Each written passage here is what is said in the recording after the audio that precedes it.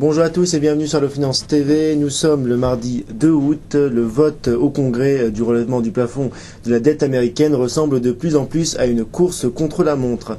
Alors qu'on annonçait qu'un accord avait été trouvé dimanche, les marchés ont quand même chuté hier sous les craintes notamment que le texte ne soit finalement pas voté. Alors si le Sénat républicain a adopté ce matin le texte, les démocrates votent aujourd'hui et menacent de ne pas voter le texte car ils n'acceptent pas les concessions que le président américain a dû faire pour obtenir l'accord des républicains. Barack Obama a donc appelé à l'aide son vice-président Joe Biden pour qu'il convainc le Sénat d'adopter le texte.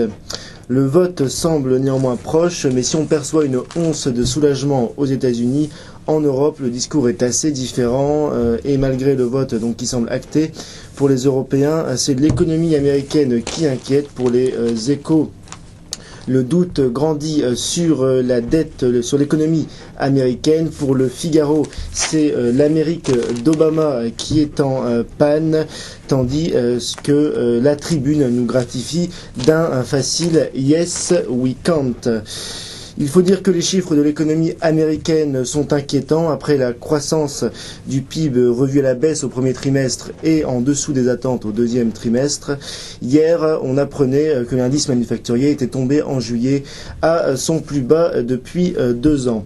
Conséquences sur le marché, le CAC 40 a touché un plus bas depuis 1 an, le yen et le franc suisse sont à de nouveaux sommets. Tout ça, ce n'est pas bien nouveau, mais ce qui est nouveau, c'est le marché de la dette américaine à court terme qui est sous pression. Le taux des obligations à 1 mois est monté proche de 0,18%, un plus haut depuis 2 ans. Mais paradoxalement, les taux à long terme sont au plus bas car la dette américaine garde ses vertus de valeur refuge et de liquidité qui sont très prisées, notamment à cause des incertitudes sur l'économie.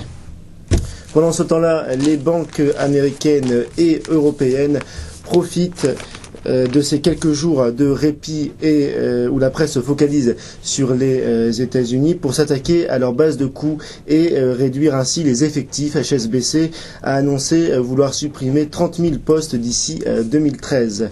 Principales régions concernées, l'Angleterre, la France, les États-Unis, mais aussi la Pologne et la Russie, alors que les effectifs devraient monter en Asie. Plusieurs banques devraient également annoncer des plans de réduction des coûts dans les prochains jours.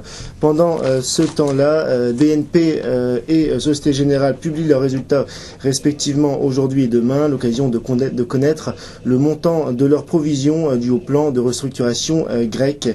Gageons que cela leur donnera envie de suivre l'exemple d'HSBC. En France, rien ne va plus pour les constructeurs automobiles. Les immatriculations de voitures en France ont reculé de 9,3% pour les deux groupes français Peugeot et Renault, ce qui est bien plus faible que la moyenne des marques étrangères qui est de 1,2%, en baisse de 1,2%. Alors que pour certaines marques comme Skoda, Chevrolet ou encore Mini, leur immatriculation a largement augmenté. Et enfin, pendant que les Français achètent des Skoda et des Mini, les Chinois achètent des Porsche.